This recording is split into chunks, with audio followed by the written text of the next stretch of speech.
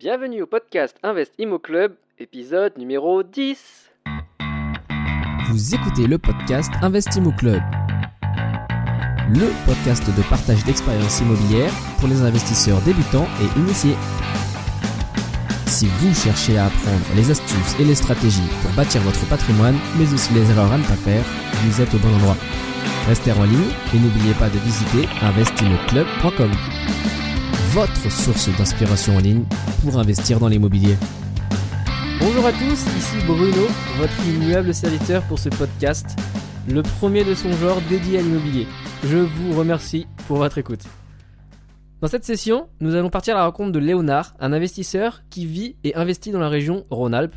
Avec 2 immeubles et une résidence principale à son actif, Léonard est un formidable exemple de l'investisseur qui a su bâtir progressivement son patrimoine. Vous allez découvrir comment il est entré dans le monde immobilier par accident, pourquoi il a décidé de se lancer dans les immeubles de rapport, comment Léonard a choisi les petites villes dans lesquelles il investit, la nature de son contrat hybride avec une agence immobilière, le document rusé qu'il utilise pour augmenter son pouvoir de négociation face à un vendeur, et bien d'autres choses. Comme d'habitude, vous pourrez retrouver les notes de l'épisode sur le site investimmoclub.com/épisode 10. D'ailleurs, j'en profite pour vous dire que si vous souhaitez partager votre histoire dans un épisode du podcast, il suffit de me contacter. Envoyez-moi un email sur bruno@investimmoclub.com.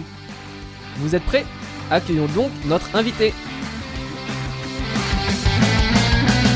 Bonjour Léonard. Salut Bruno. Comment tu vas ? Écoute, ça va bien. Écoute, merci beaucoup d'être sur l'épisode du podcast du jour. Pour faire un peu connaissance et puis pour que les auditeurs te connaissent un peu mieux, est-ce que tu pourrais te présenter en 2 phrases et puis nous dire et quel a été ton parcours avant de te lancer dans l'immobilier ? Alors, Léonard perdu. Mon parcours, alors j'ai déjà 36 ans. Papa, 2 enfants séparés, 2 métiers. Je suis chef de quai de nuit et investisseur immobilier. Aujourd'hui, j'ai en ma possession 7 lots. Globalement, voilà. Mon parcours est un peu atypique dans l'investissement parce que j'ai commencé par faire l'erreur de tout le monde, c'est-à-dire que j'ai investi dans un appartement en 2008 comme résidence principale. Ok. Et la famille s'agrandissant, avec mon ex-conjointe, on a commencé à regarder pour repartir sur une location de maison pour pouvoir loger tout le monde. Et puis, s'est posé la question de vendre ou louer l'appartement. À l'époque, j'ai décidé de le louer. Et puis, voyant que celui-ci se louait plutôt bien et que j'avais pas de soucis particuliers, donc ça c'était en 2012. Vu que j'avais pas de soucis particuliers pour le louer, que ça partait vite, etc., que j'arrivais à trouver des locataires de qualité, je me suis renseigné un peu plus pour mettre en location et du coup, et puis pour réinvestir, quoi. Globalement, c'est ça mon petit parcours. Ok, d'accord. C'est la mise en location de ta résidence principale qui t'a donné l'envie de faire de l'investissement locatif directement par la suite. Voilà, exactement. Du coup, tu dis que c'était une erreur d'avoir acheté ta résidence principale ? Pour moi, oui, aujourd'hui, parce que... ou alors, si ça n'avait pas été une erreur, à la base, j'aurais dû le payer bien moins cher, cet appartement. Ok. C'était une résidence principale, il y a l'effet coup de cœur, il y a l'effet projection pour en faire quelque chose de plus sympa. En termes de choix de matériaux et de choix de vie, ça correspondait à mon choix de vie aussi. Ouais. Donc voilà, j'aurais pas forcément fait tout de la même manière si ça avait été un investissement locatif pur. Déjà, j'aurais fortement négocié le prix plus que ça, sachant qu'en 2008, globalement, tout se vendait pour n'importe quel prix, et puis on était juste avant la crise. Donc, c'était juste avant, ok, ouais. C'est ça.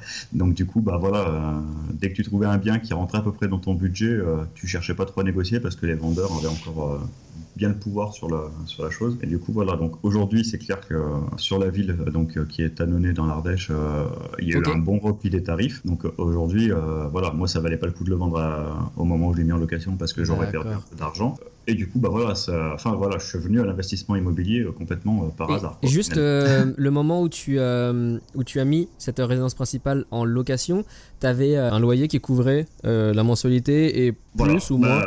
Non, le loyer couvre la mensualité, mais ça va pas plus loin. Donc du coup, je suis un peu perdant sur ce bien-là, quoi. Globalement, ça me fait une centaine d'euros par mois qui partent, quoi. Ok, mais bon, au final. C'est quand même mieux que certains qui font de l'investissement locatif, parfois des produits en défiscalisation, ou dans lesquels les loyers ne couvrent même pas la mensualité, quoi. On est bien d'accord. Donc au final, c'était pas, c'est sûr que c'est pas aujourd'hui, tu referais pas ce genre d'opération. Enfin, tu essaierais d'avoir un prix beaucoup mieux, mais ça a quand même eu le mérite de faire naître en toi l'envie d'investir. Parce que c'est ça, quand tu as acheté cette résidence principale, tu avais zéro notion des critères qu'il faut avoir pour faire un investissement locatif rentable qui te fasse gagner de l'argent. Ouais, exactement. En fait, globalement, moi j'avais quand même une ferme en vue pour y faire une chambre d'hôte à terme. Et donc cet appartement-là, qui était ma résidence principale, était quand même à terme un investissement locatif, mais vraiment prévu pour la retraite, quoi. C'est-à-dire juste me faire un petit revenu complément, sans chercher plus loin, quoi. Donc du coup, je ne m'étais pas renseigné sur les chiffres, sur les calculs de rentabilité, sur les différents types de taux d'endettement. Tout ça, c'était pour moi complètement inconnu, quoi. Ok, d'accord. Et juste aujourd'hui, tu l'as encore cette... Aujourd'hui, je l'ai encore. Je rentre une nouvelle locataire ce soir à 16h. Donc voilà, ma locataire est partie hier matin. Voilà. Ok. Donc. Est parti hier matin et t'en mets une nouvelle aujourd'hui. Bon, peut-être on parlera de ta manière de gérer les locataires.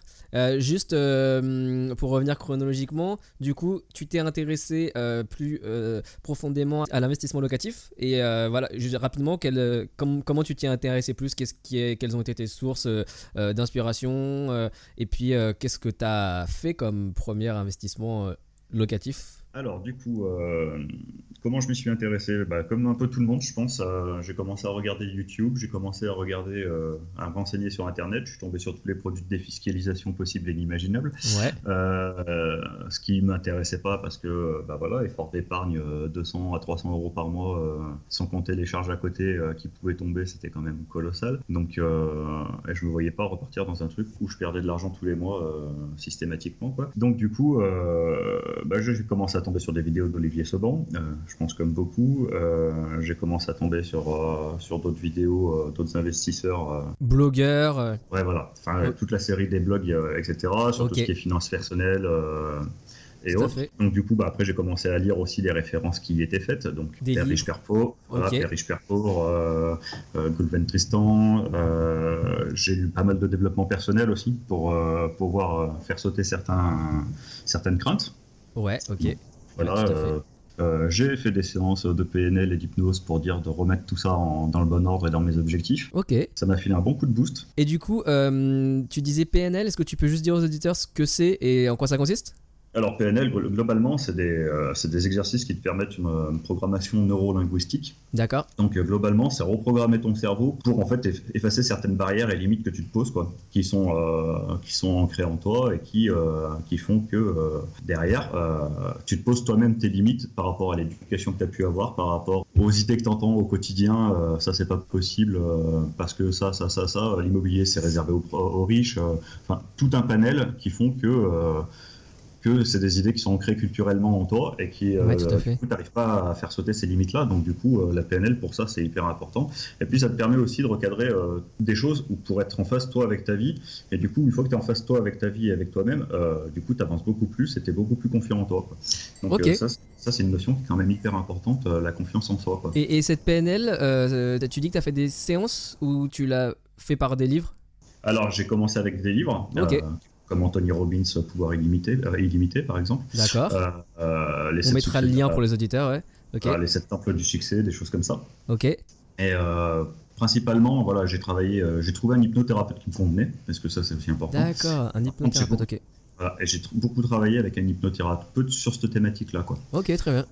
Et donc notamment, moi il m'a accompagné. À une époque, j'étais un peu panier percé, j'étais pas le roi de l'économie. Ouais.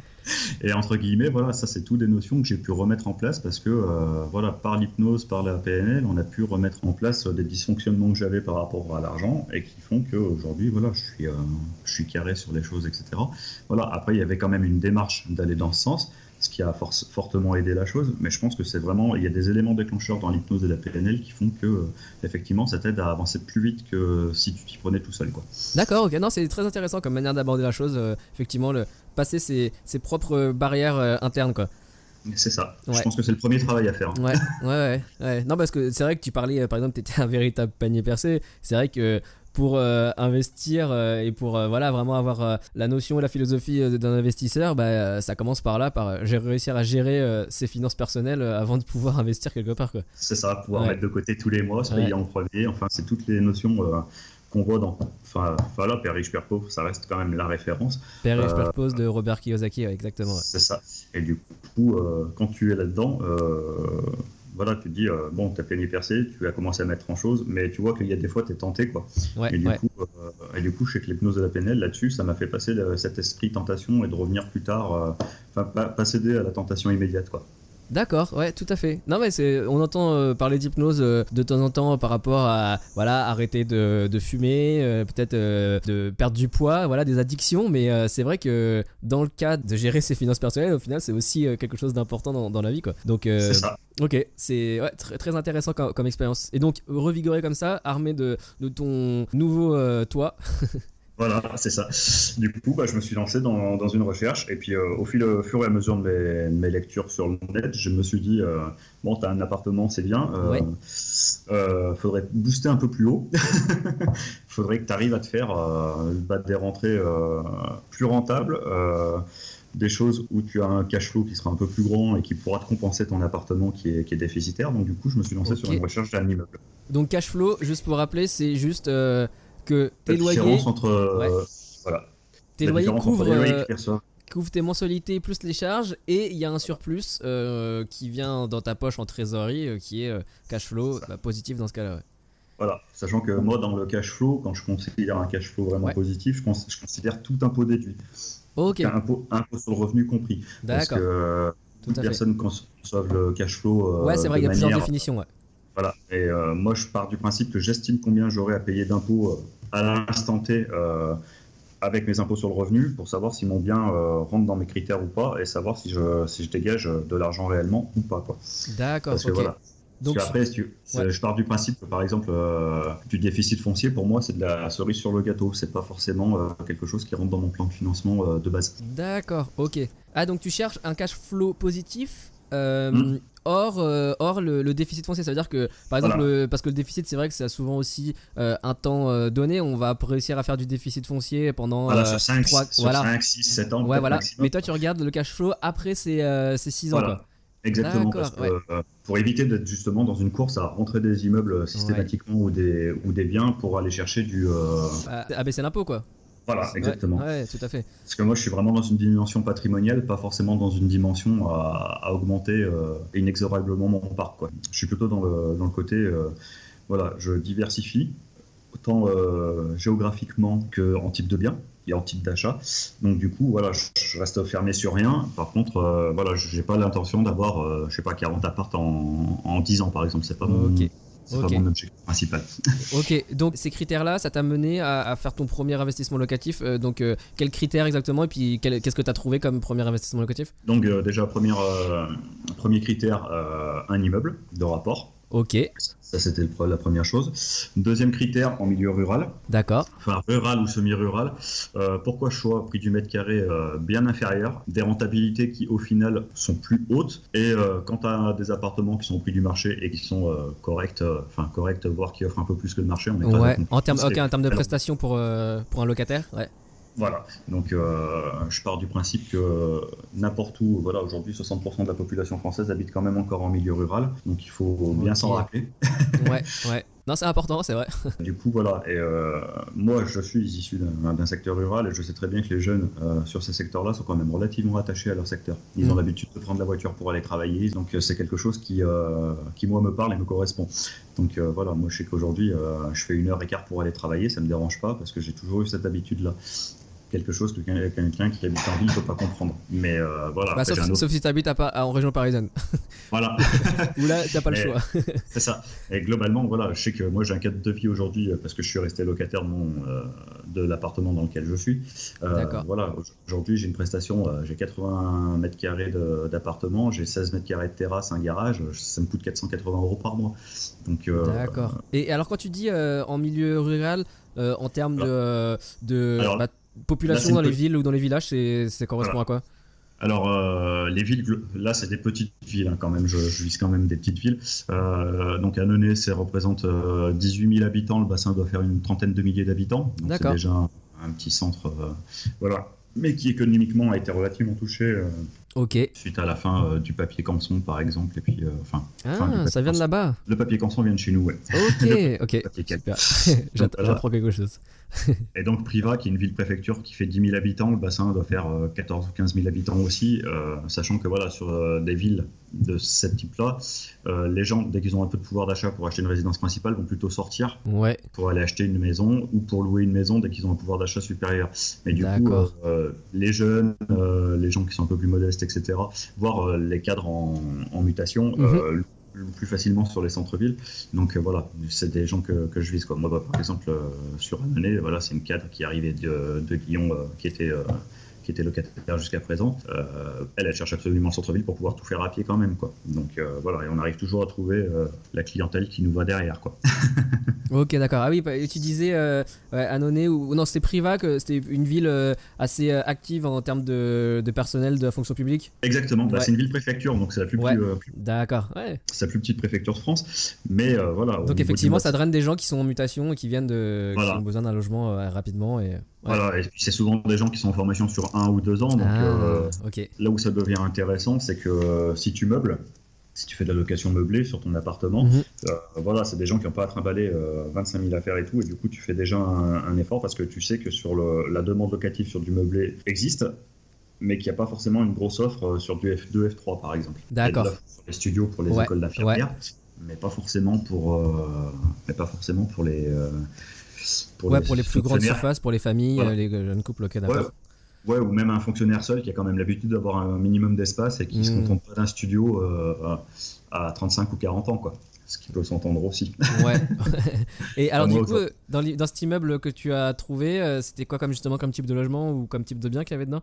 Alors donc sur cet immeuble, il est composé de 4 lots. Donc j'ai un fonds de commerce, donc qui est une boulangerie implantée depuis 35 ans, qui tourne très bien et qui a une bonne renommée, qui a changé de propriétaire au moment où j'achetais, donc du coup qui est reparti sur un bail commercial de 9 ans, donc pour moi ça me sécurise quand même pas mal la chose. Oui. J'ai un F3 donc de 70 mètres carrés dans lequel j'ai des fonctionnaires justement qui sont là depuis 7 ans maintenant. Ok. J'ai un F2 duplex donc de 70 mètres carrés également, donc avec sous les toits, qui lui représente, qui a été pris par des jeunes actifs qui viennent juste de trouver un poste. Donc globalement, au moment où ils ont signé leur CDI, ils se sont positionnés sur l'appartement parce que j'avais le locataire qui partait. Donc le locataire est parti le matin, eux sont arrivés l'après-midi. Donc tu vois, ça a été rapide aussi à ce niveau-là. Et j'ai un studio donc en duplex qui doit faire 25 ou 26 mètres carrés, et là qui est en cours de rénovation parce qu'il avait vraiment besoin d'un gros coup de frais et que je destine en fait à l'école d'infirmière qui se trouve à 150 mètres de l'appartement, quoi. Ok. Voilà, Alors ça c'est le bien qui a Annonay, ça?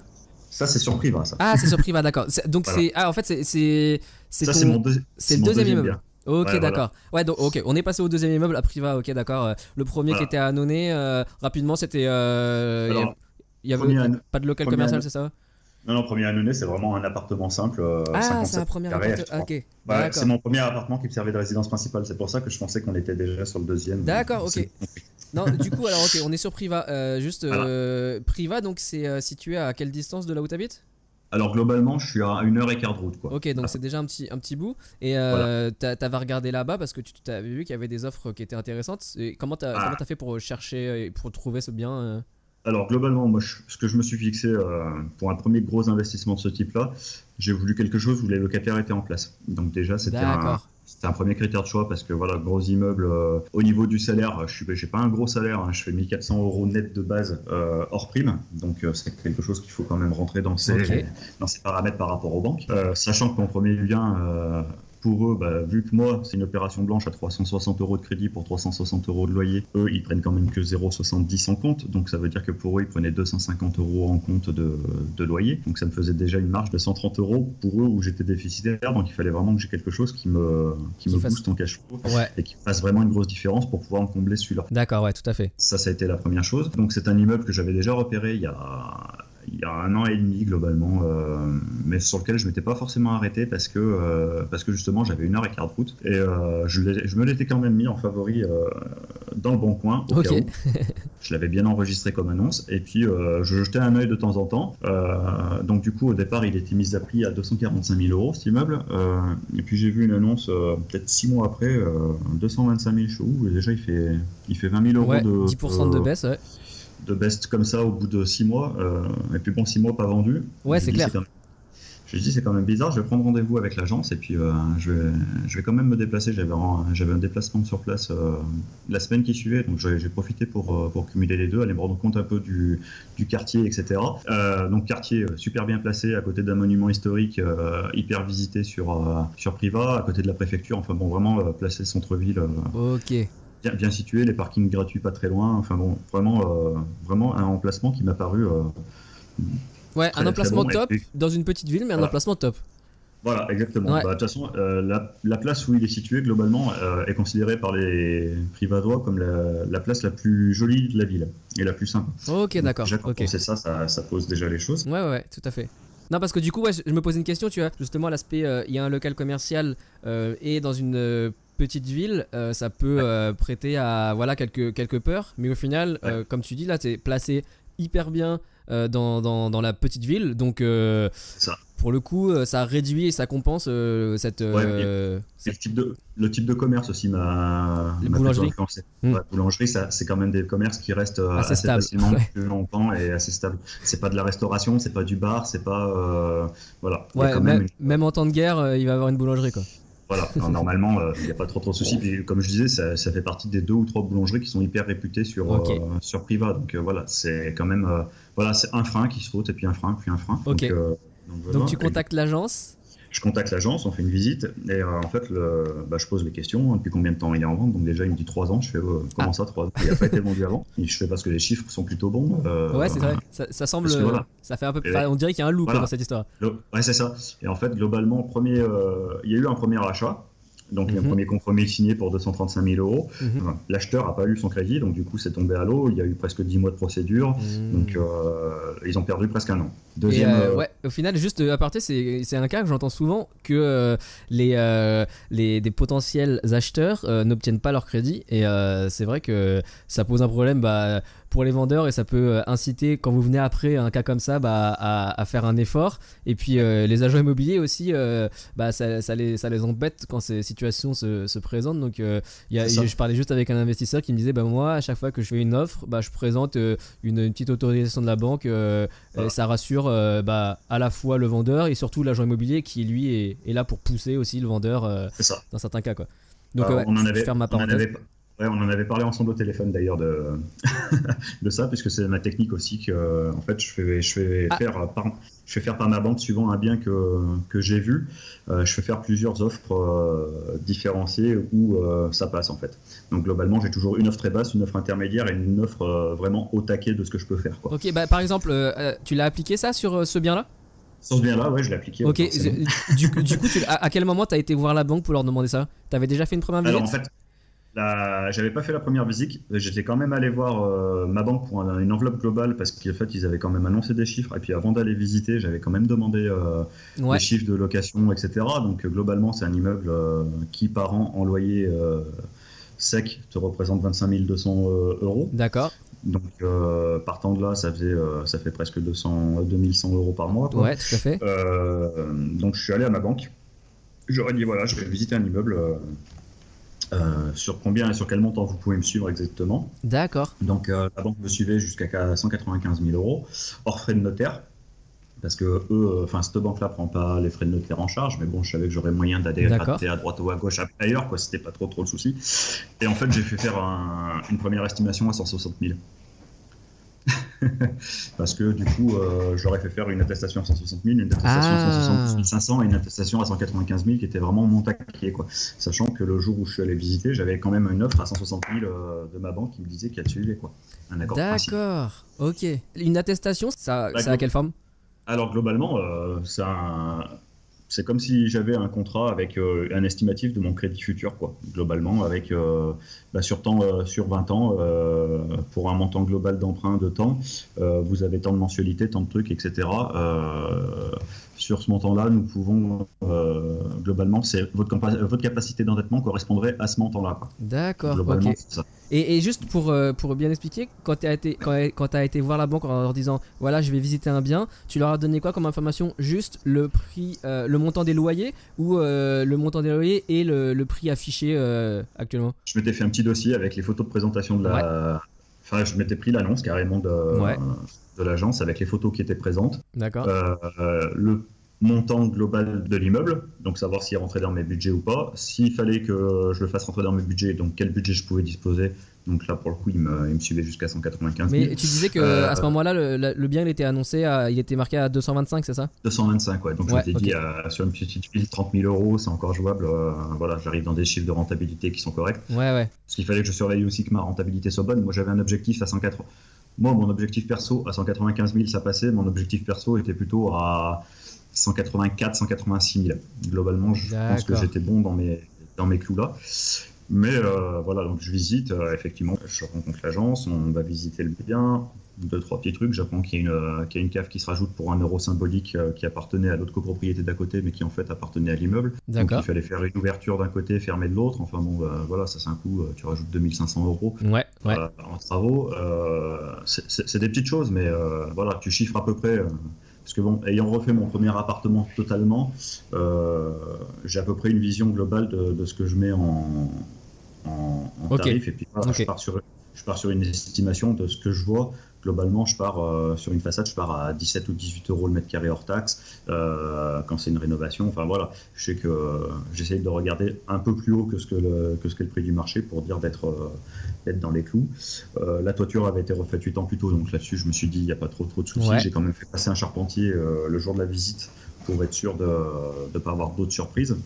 D'accord. Donc, alors un charpentier que tu avais trouvé sur place? Ouais, que j'ai trouvé sur place par un ami qui habite sur le secteur et qui m'a dit qu'il était très bon. Ok, d'accord. Excellente réputation sur le secteur. Donc pareil, j'ai fait passer un électricien pour vraiment être dans les clous. Et puis, donc tout ça le jour de la première visite? Ouais, exactement. Ok. J'avais prévenu l'agent immobilier, j'ai fait moi je suis quelqu'un de sérieux, ça pose un peu la chose aussi. Je fais par contre, je ferai pas une offre dans le vent, si je fais une offre, voilà, je sais que j'ai les éléments en main pour chiffrer les choses et que je ferai pas 36 visites pour venir visiter. Je vais visiter une première fois, je ferai une contre-visite, mais par contre la contre-visite, j'aurai les devis, etc.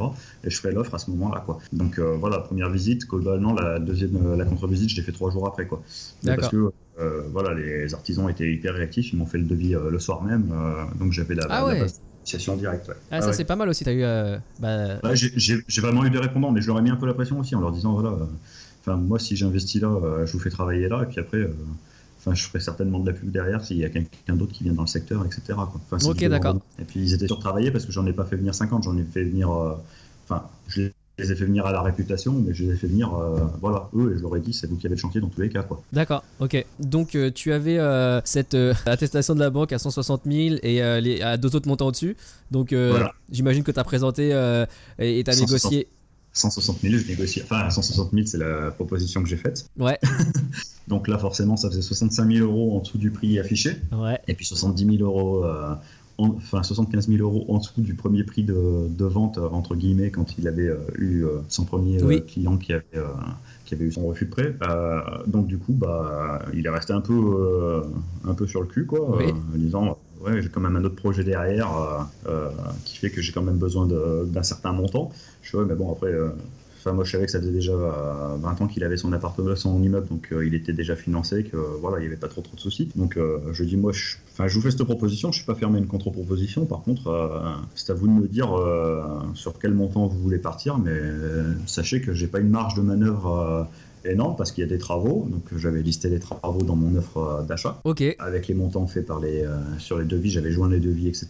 Donc j'imagine que tu avais proposé, tu avais montré des devis de travaux qui équivalaient à cette baisse-là, à 60 000 € de baisse. Ça équivalait pas forcément, mais Ouais. par contre, voilà, j'avais dit à anticiper dans tel appartement, j'aurais peut-être la chaudière d'ici 2-3 ans. D'accord. J'ai les communs, voilà, les parties communes sont pas de première fraîcheur. Donc pour l'instant, D'accord. c'est pas encore dérangeant, mais voilà, d'ici 5 à 6 ans, c'est des choses à faire.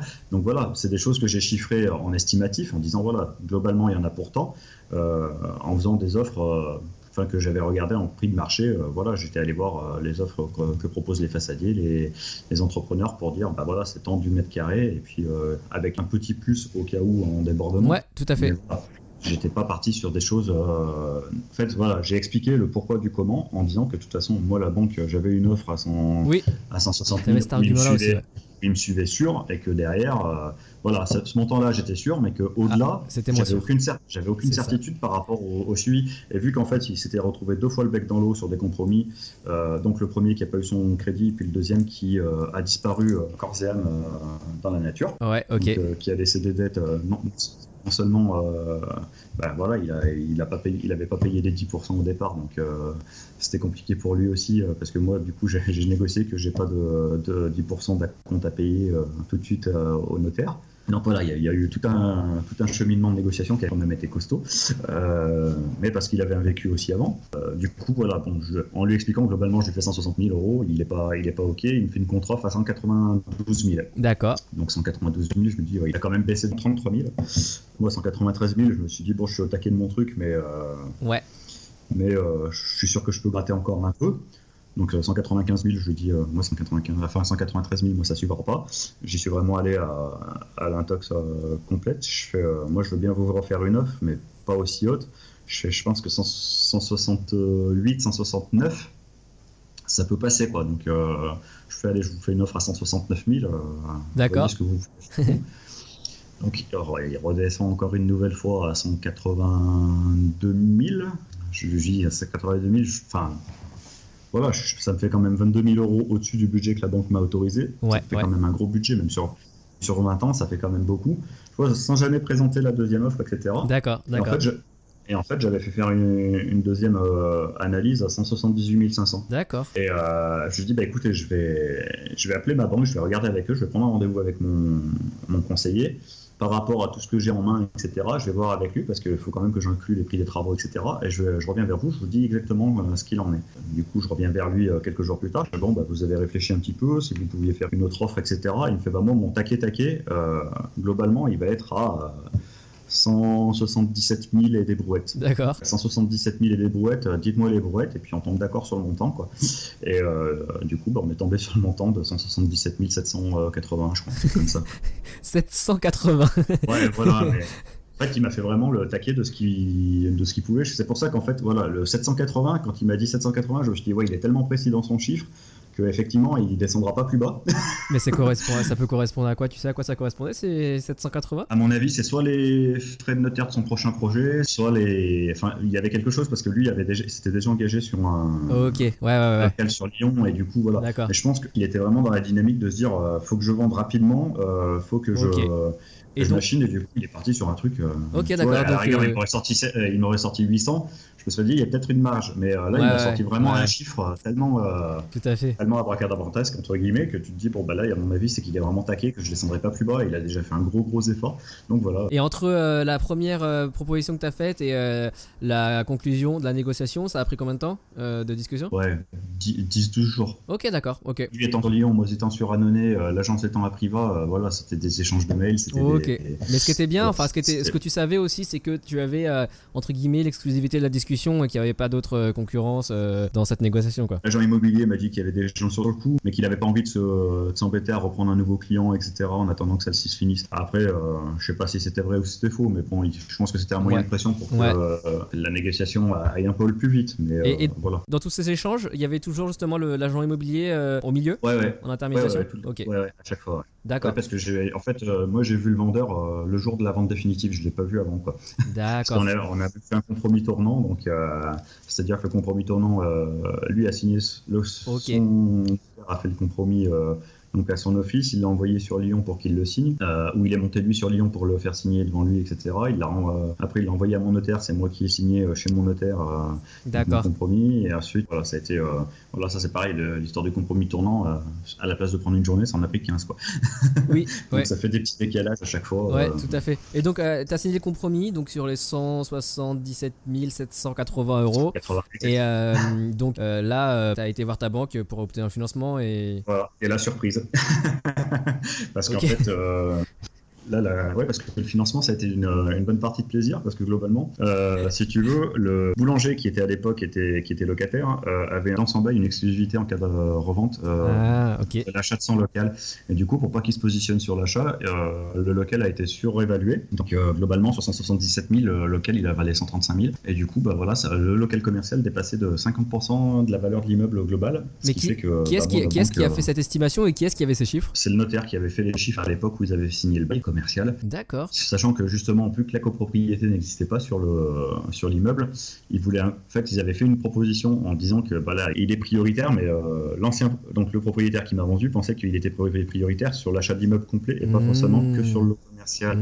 Donc en fait, il y a une grosse bourde et du notaire et de lui à cette époque-là, qui fait qu'en fait, au moment de la vente de l'immeuble, ils ont fortement surévalué le local commercial pour pas qu'il se positionne dessus. Ces informations étaient notées dans le compromis. Voilà, exactement. D'accord, que tu transmets à la banque pour qu'ils fassent leur offre de prêt, quoi. Voilà, exactement. Et quand je suis arrivé devant le conseiller qui me suivait, conseiller spécialiste immobilier, il m'a dit là vous avez 50% enfin ça dépasse 50%, nous là-dessus on le fait pas parce que c'est un local commercial et c'est pas notre domaine. Nous on fait de l'immobilier, très peu de locatif parce que c'est la banque postale. Donc, la banque postale, ok, d'accord.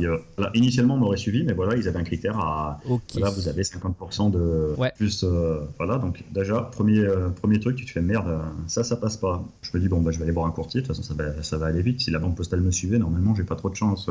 J'ai pas de chance que ça ne suive pas dans d'autres banques, parce que la banque postale sont quand même relativement sécuritaires. Ouais. Faut préciser que le compromis a été signé le 8 novembre, donc fin d'année. Donc, premier courtier que je vois, le dossier est raisonnable, c'est plutôt un bon dossier. Il ne devrait pas y avoir de soucis, on monte le dossier, etc. Fin de semaine, 4 banques qui disent non. Je suis putain, on va commencer à partir dans un délire. Les raisons Donc, tu avais les raisons Alors les raisons... C'était aussi à cause du local commercial, les raisons? Il y avait le local commercial qui était une des raisons. La deuxième raison, c'est que souvent, quand c'est un courtier qui prend, il passe au niveau des sièges, pas au niveau des agences bancaires. Ils n'ont pas le droit d'ailleurs de passer aux agences bancaires, ils passent directement au siège. Ouais. Donc ils ont des critères qui sont un peu plus... compliqués, ils connaissent pas forcément vraiment le marché de la ville, contrairement aux agences locales. Et du coup, Privas, c'est pas réputé comme c'est une ville qui a dû perdre 200 habitants en 35 ans, donc pour eux 200 habitants en moins sur 35 ans, c'est pas bon signe.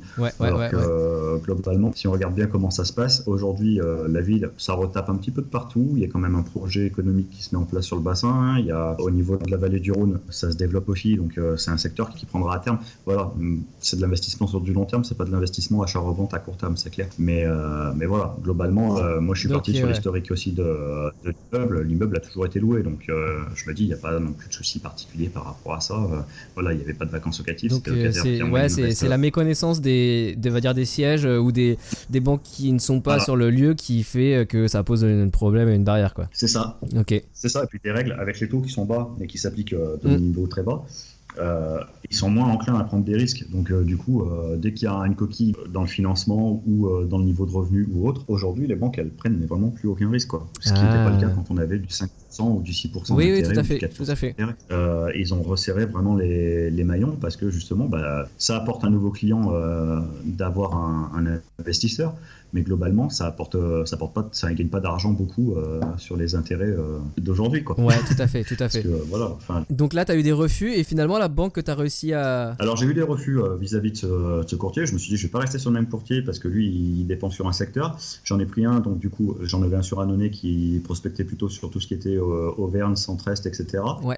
J'en avais un qui était sur Grenoble qui était plutôt sur le sud de Rhône-Alpes, et puis j'en avais un sur Lyon qui était plutôt sur le nord Rhône-Alpes. Et sur les trois c'est pas passé, donc du coup je me suis dit je vais aller taper aux portes des agences locales, je vais pas avoir trop le choix. Et puis après avec les critères, telle banque je savais que c'était pas possible, telle banque je savais que c'était pas possible, etc. Et globalement je me suis retrouvé donc avec le Crédit Mutuel, le CIC, et le crédit foncier qui, eux, travaillent avec les taux différentiels, etc. Donc, c'est quand même des choses à prendre en compte. Et du coup, ces banques-là que tu as été voir directement, c'était sur Priva ? Sur Priva, directement, sachant que le crédit mutuel m'a été fortement recommandé par l'agent immobilier, parce que c'était sa banque, et que du coup, il a un peu poussé derrière. Il a dit, voilà, monsieur Arsac, donc monsieur Arsac, c'est le directeur de la banque. Ça fait 30 ans qu'il est sur place, il connaît très bien le marché locatif. Moi, j'y suis client, il est toujours en train de se plaindre que je lui ramène pas de nouveaux clients, donc je vais lui parler de vous, parce que il connaît bien le secteur, etc. Et en fin de compte, je suis arrivé, pas en terrain conquis, mais ok, d'accord. Parce qu'effectivement, il connaissait l'immeuble, puisque l'ancien propriétaire était chez lui. Ok. Il connaissait très bien le secteur, donc il a dit, oui, là où c'est situé, je prends pas de risque, la boulangerie, tout le monde la connaît. Voilà, donc on a discuté chiffres un moment, et au bout d'une heure et demie, j'avais mon accord principe. L'offre de prêt, je l'avais 3 jours après, et voilà quoi. Donc ça s'est passé très très rapidement après avoir galéré pendant je sais pas combien de temps, alors que le siège, donc pour le coup c'est le crédit mutuel, pour le coup c'est le crédit mutuel qui m'a financé, sachant que le siège avait refusé au niveau régional pas longtemps. Donc là pour le coup je rentrais dans sa délégation. D'accord, donc, ok.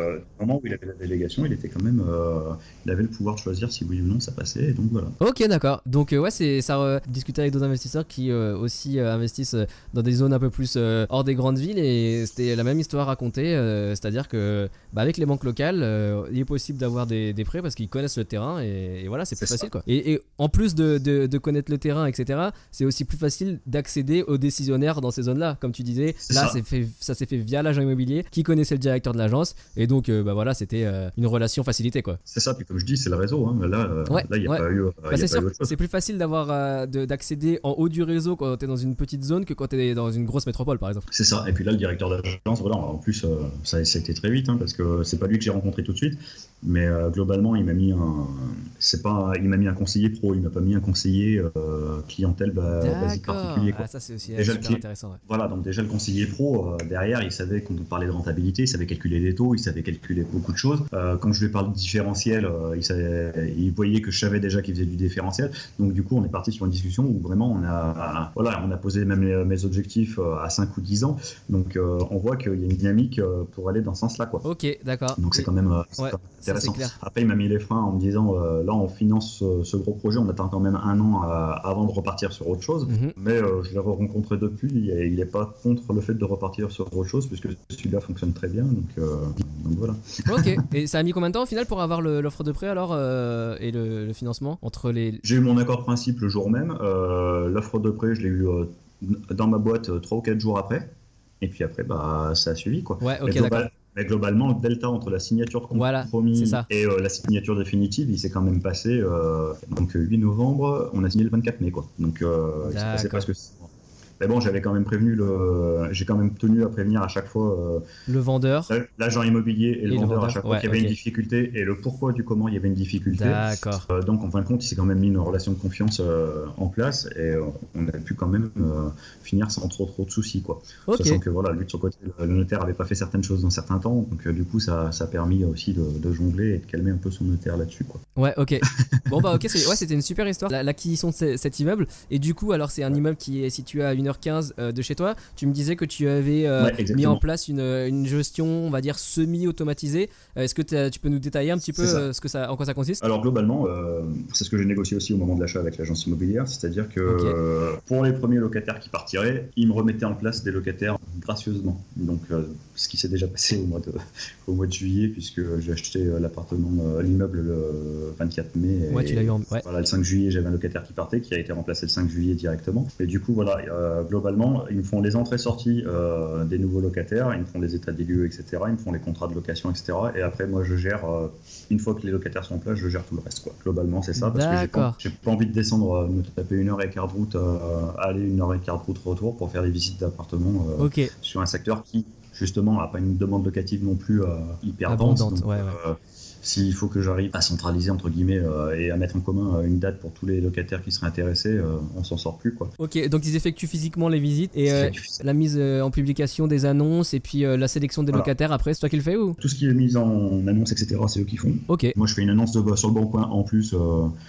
Voilà, mais c'est juste pour la forme, entre guillemets. Ok. Sachant que je les renvoie vers l'agence systématiquement pour les visites, comme ça. D'accord, ok. C'est réglé. Ok. Il te donne. Est-ce que c'est toi qui les choisis, le locataire, finalement? Alors, ils me constituent tous les dossiers et ils me soumettent les dossiers qui, eux, ils estiment rentrer dans les cadres. Donc, D'accord. voilà. Ok. Et combien tu payes, du coup, pour cette prestation, alors Après, pour moi, c'est un demi-mois de loyer, quoi. Un demi-mois de loyer, ok, d'accord. Voilà, sur Ok. la prestation, ce qui est pas non plus énorme. Ouais, non, Et puis, j'ai pas de frais de gestion autre Ouais, sur tout à sur fait. la durée du bien, quoi. Non, c'est Après, le meilleur des deux mondes.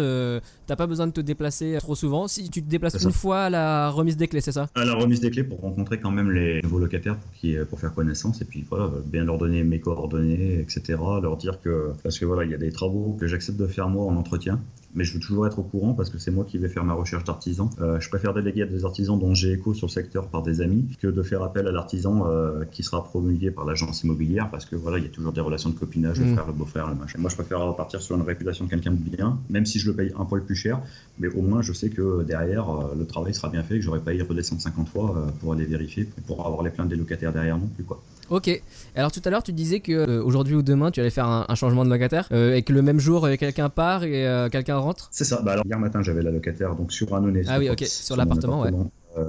Qui est sorti hier matin parce que bah voilà, de nouveau une mutation, donc elle est partie et du coup bah, je rentre la nouvelle locataire ce soir à 16h, quoi. J'ai pas pu les avoir les deux le même jour, mais sinon Et pour les visites dans cette situation-là, tu as fait quoi? Tu as fait la locataire actuelle qui faisait faire les visites aux prétendants, aux potentiels locataires, ou tu y allais? Et en fait, j'ai la chance d'être libre de mon temps la journée. D'accord. Parce que je travaille de nuit, donc c'est quand même plus pratique.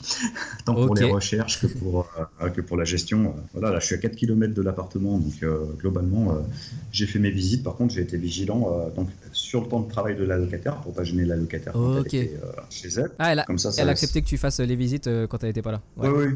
En fait, j'essaie de tenir une bonne relation Ouais. avec mes locataires en leur expliquant les choses, en faisant preuve de pédagogie. La locataire actuelle, elle a quand même une fille qui a 5 ans, donc débarquer à 18h30 quand elle a fini la journée, au moment où c'est l'heure de donner le bain, etc., c'est quand même pas l'idéal.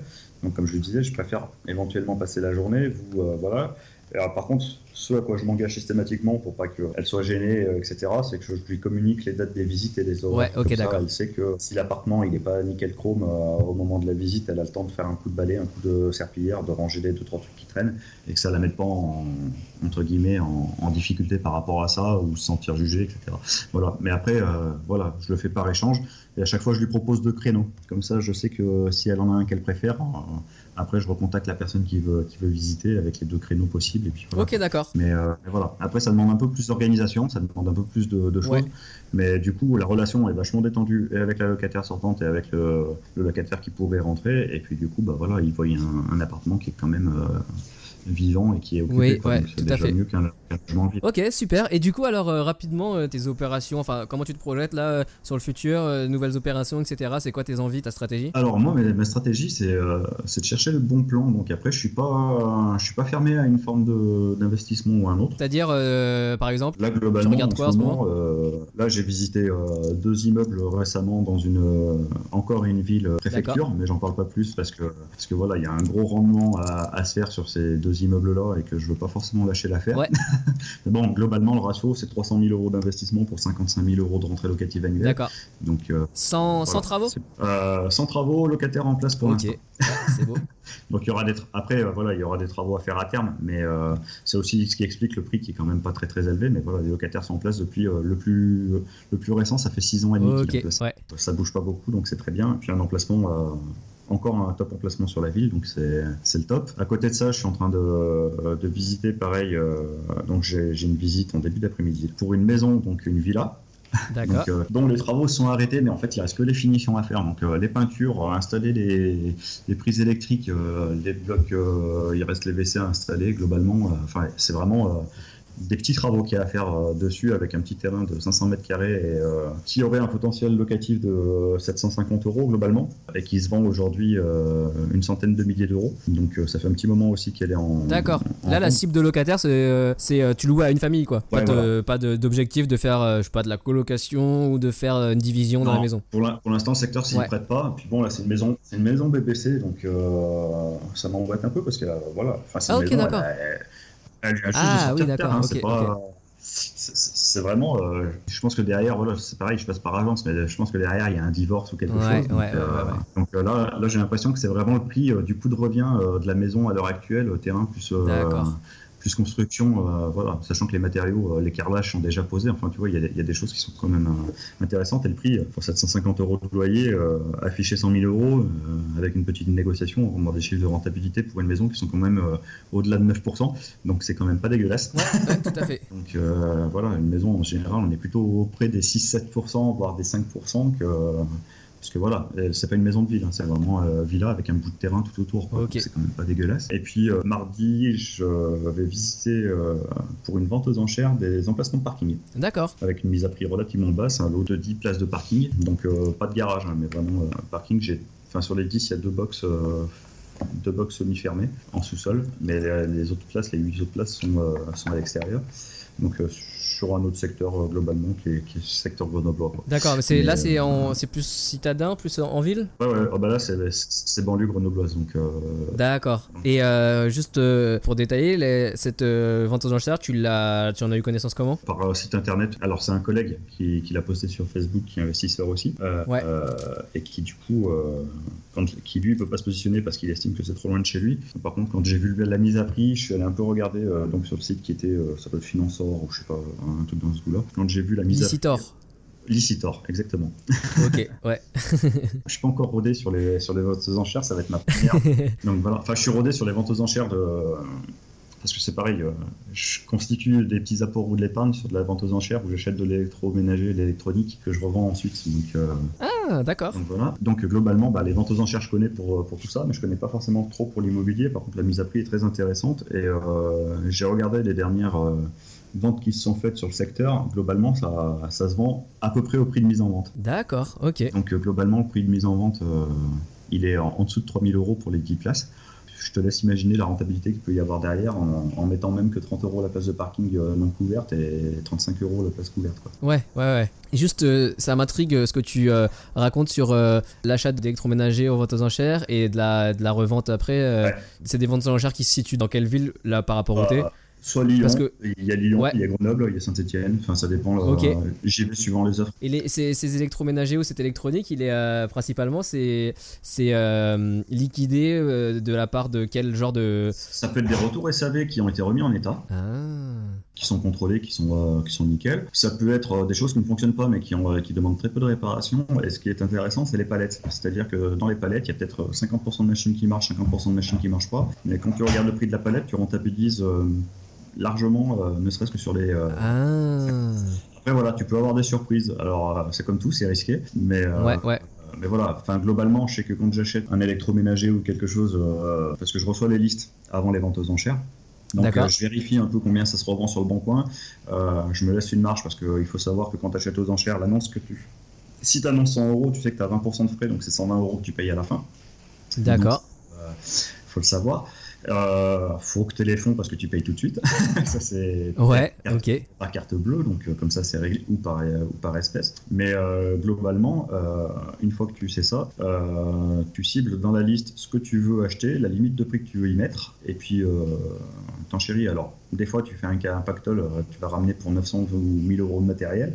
Puis il y a des fois tu vas te ramener avec 50 € de matériel parce que ça surenchérit à foison, quoi. Mais globalement, Après, globalement, pour prendre un exemple, il y a 3 semaines, j'ai acheté un système 5.1 de marque Cabas. Donc Cabas, c'est quand même quelque chose de réputé. Je l'ai payé 150 €, je l'ai revendu 600, quoi.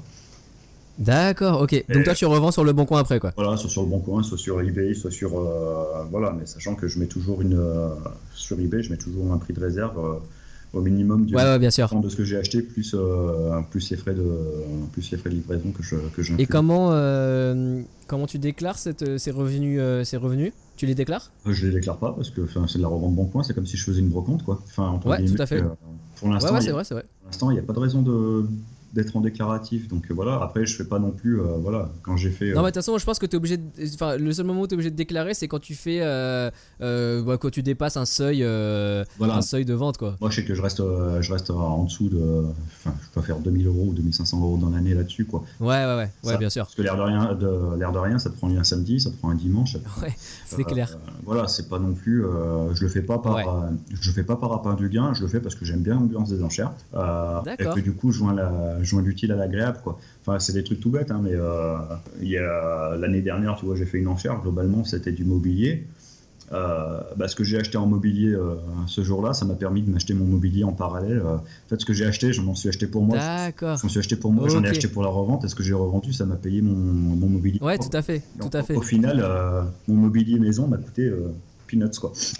et du coup, c'est vrai que c'est intéressant. Et les circuits du coup de vente aux enchères pour ces produits-là et pour l'immobilier sont similaires, c'est les... Non, parce que l'immobilier, tu passes par le TGI, le tribunal de grande instance. Ouais. Donc là, tu es représenté par un avocat.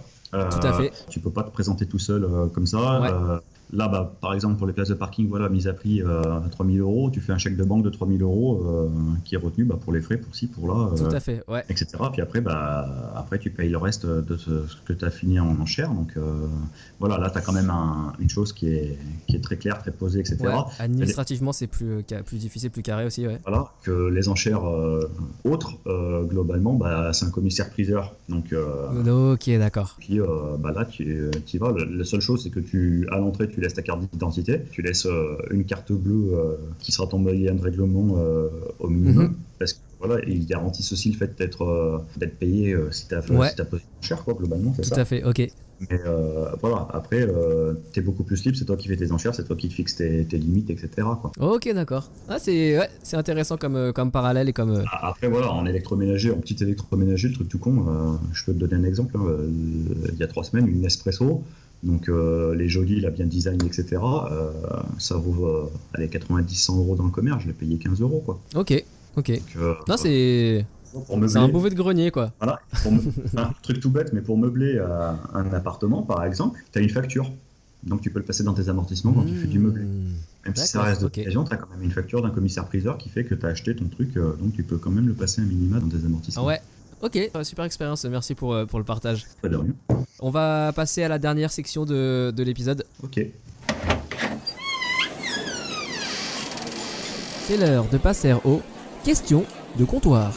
Alors, du coup, dernière section de l'épisode, je vais te poser 4 questions que je pose à tous les invités. Et la première, c'est est-ce qu'il y a un livre sur l'immobilier que tu recommandes souvent? Un livre, parce que tout à l'heure, on en a déjà parlé de quelques livres. Celui que tu recommanderais, toi, en premier, à une personne qui commence? Alors moi, dans le style d'écriture et puis dans la façon d'être et dans la motivation, je pense que je conseillerais donc Goulwen Tristan.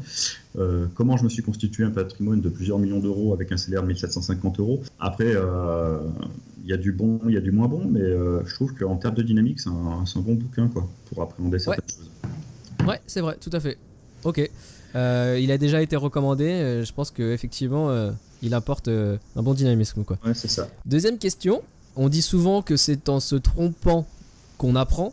Et toi, quand tu regardes ton expérience, est-ce qu'il y a une erreur qui t'a particulièrement marqué et que tu as envie de partager avec les auditeurs pour qu'ils essayent de ne pas la reproduire? Ma résidence principale, il y a 8 ans, mon premier appartement qui n'était pas forcément... voilà, qui était effectivement, on tourne bien, qui fait opération blanche. Mais voilà, si j'avais su ce que je sais aujourd'hui, effectivement, j'aurais pas fait le même choix, j'aurais été plus rationnel, j'aurais été plus... Voilà, mais j'étais pas dans la même dynamique, j'avais presque 8 ans. Aujourd'hui, comme tu dis, tu es locataire de là où tu habites. Exactement. Tu comptes rester dans cette situation-là? Je pense que ouais, parce que on n'en a pas parlé, mais c'est vrai que j'ai une maison en nue propriété, donc j'ai pas d'usufruit, mais globalement je suis propriétaire plein. Enfin, globalement j'ai pas de crédit dessus, donc le jour où j'aurai à déménager, ce sera pour cette maison quand le usufruit sera terminé, quoi. Ok, c'est vrai qu'on n'a pas parlé de cette petite anecdote. Tu l'as acheté quand, cette nue propriété de maison? Alors 2010, donc ça fait 6 ans maintenant. D'accord, 2010, tu l'as acheté, c'était vraiment dans un but d'investissement aussi? Alors ça deviendra un actif à terme, parce que globalement, moi mon objectif c'est d'arrêter mon activité salariée, et j'envisage pour cette maison qui est quand même un joli terrain, une belle vue sur Vercors, etc., vue dominante jusqu'au Mont Blanc quand il fait beau.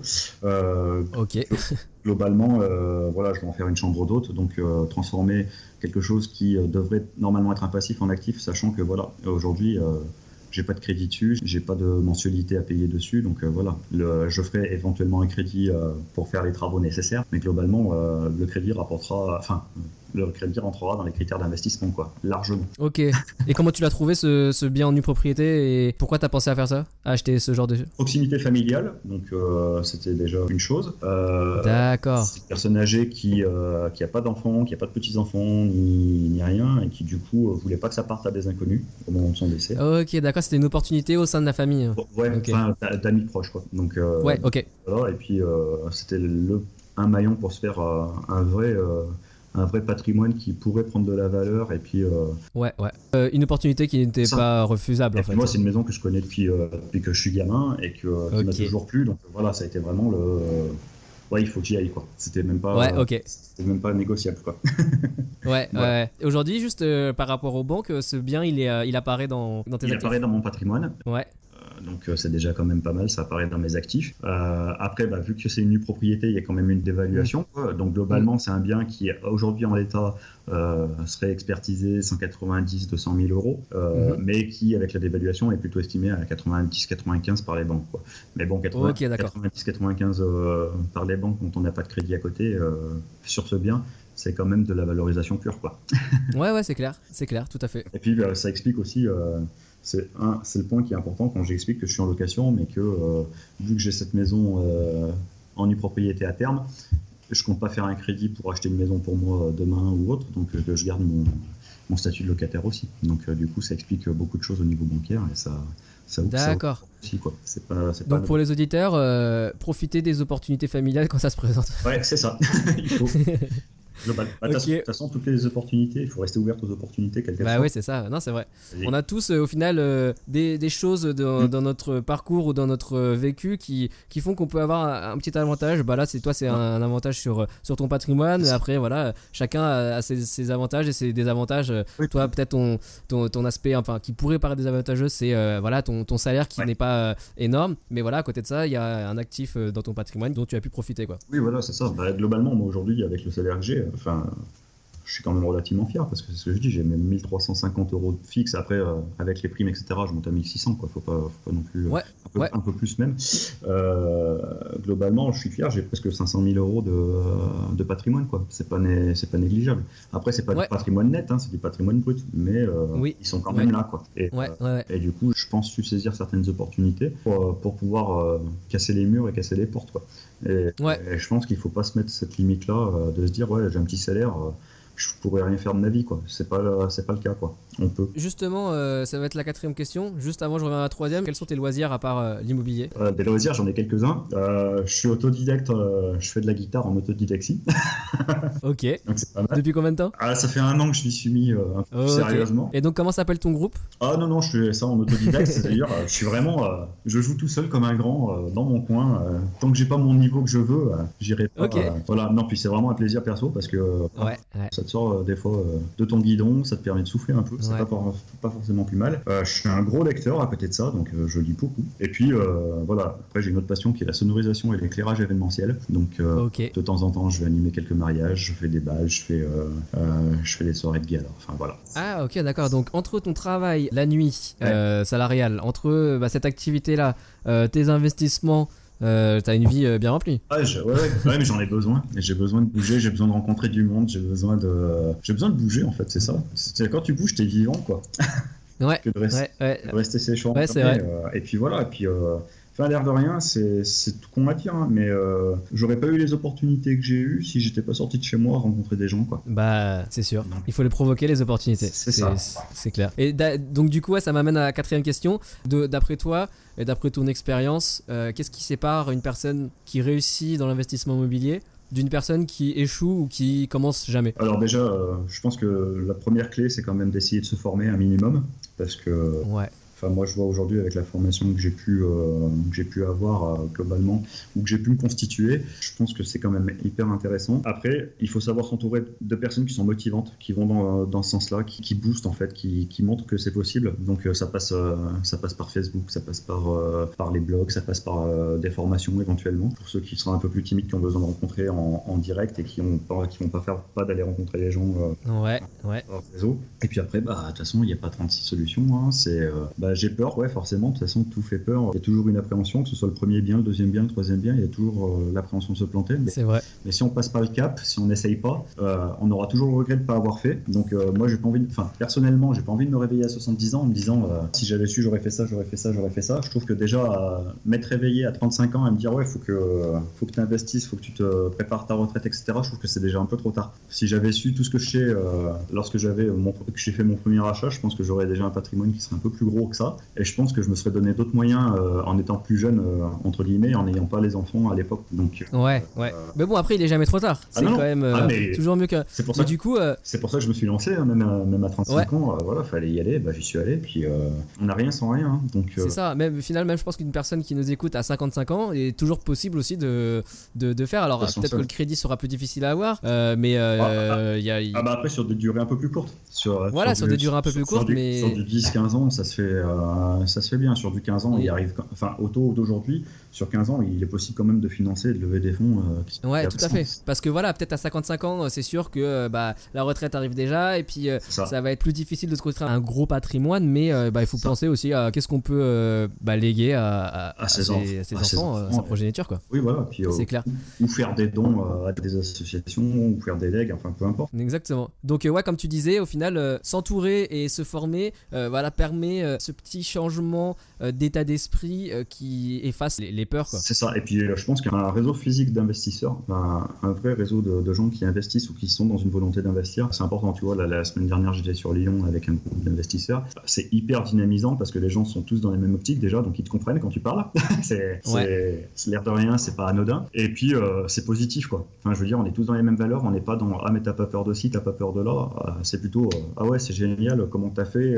Il y a des questions qui se posent et du coup chacun avance parce qu'en fin de compte, par la dynamique des questions, des interrogations, etc., fait que tu avances forcément parce qu'il y a des choses auxquelles tu n'avais pas pensé, auxquelles même sur des formations que tu as pu suivre ou autres, c'est pas des échanges qui ont eu lieu et du coup ça t'apporte d'autres perspectives, quoi. Et quand on parle de perspectives, derrière les opportunités elles vont avec parce que du coup tu es ouvert à la perspective de ça, quoi. Donc je pense qu'il y a une vraie dynamique à mettre en place là-dessus et c'est pour ça aussi que je parlais de PNL tout à l'heure, d'hypnose, etc. Je pense que c'est des choses qui t'aident à aller dans ce sens-là parce que ça te programme à être ouvert sur plein de choses. Et déjà, je pense que faire de la PNL et d'hypnose, ça prouve déjà que tu as déjà une ouverture d'esprit sur certains aspects et qui font que derrière, tu es vachement plus enclin à suivre certains chemins qui ne sont pas le chemin de Monsieur Tout-le-Monde. D'accord, ouais. C'est vrai, je te rejoins assez sur ce point-là. Bon écoute, merci en tout cas pour toutes ces informations super intéressantes, super précieuses qui pourront aider, je pense, pas mal de personnes. Merci à toi. Du coup, bon courage pour l'achat de tes 2 prochains immeubles, plus des parkings, plus de la villa.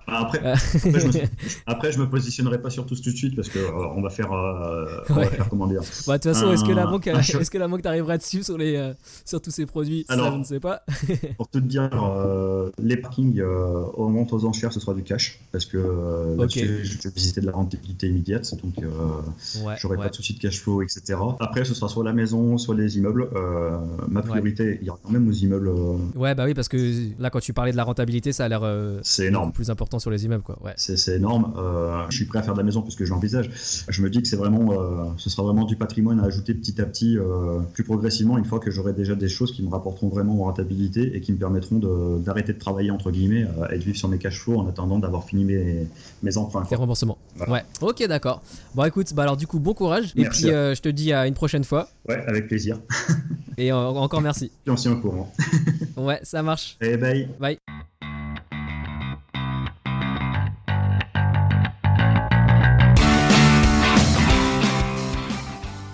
Encore une fois, une histoire qui vous montre qu'il n'y a pas que les grandes villes pour investir. D'ailleurs, je rebondis sur le conseil de Léonard qui nous encourageait à nous ouvrir et à aller rencontrer d'autres investisseurs. Et donc je l'appuie à 100%. C'est d'ailleurs pour ça qu'on a créé une rubrique événements sur le site. Vous pouvez aller voir directement sur investimoclub.com/événements au pluriel. Donc il y a des événements physiques et d'autres qui sont en ligne. Et vraiment, c'est une excellente manière pour se motiver. Avant de vous quitter, je voulais vous remercier et surtout remercier les auditeurs qui ont pris le temps de laisser une note et un commentaire sur la page iTunes du podcast. Cela permet de toucher encore plus de monde. D'ailleurs, vous pouvez aussi en parler autour de vous. N'hésitez pas à partager avec vos amis et vos connaissances. C'est le plus beau geste que vous puissiez me faire. Le mouvement est en marche. Merci beaucoup d'en faire partie. À très bientôt. Ciao. Vous écoutez le podcast Investimo Club, le podcast de partage d'expériences immobilières pour les investisseurs débutants et initiés. Si vous cherchez à apprendre les astuces et les stratégies pour bâtir votre patrimoine, mais aussi les erreurs à ne pas faire, vous êtes au bon endroit. Restez en ligne et n'oubliez pas de visiter investimoclub.com, votre source d'inspiration en ligne pour investir dans l'immobilier.